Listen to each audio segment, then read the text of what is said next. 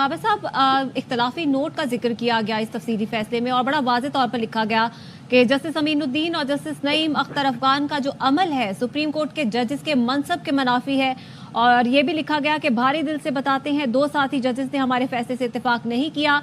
बतौर बेंच मेंबरान कानूनी तौर पर हकायक और कानून से इख्तलाफ कर सकते हैं।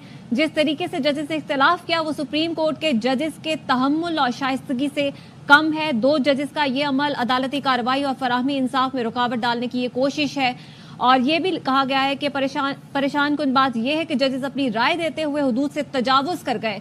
इस पर आप क्या कहेंगे? तो जो इख्तलाफ राय की थी दो जजेस साहिबान ने, ये जो अकलीती राय थी उसको सामने रखते हुए दर्जनों प्रेस कॉन्फ्रेंस की, उसके ऊपर आपने देखा ढेरों प्रोग्राम्स हुए अखबारात के अंदर, तबसरे तजिए भी किए गए।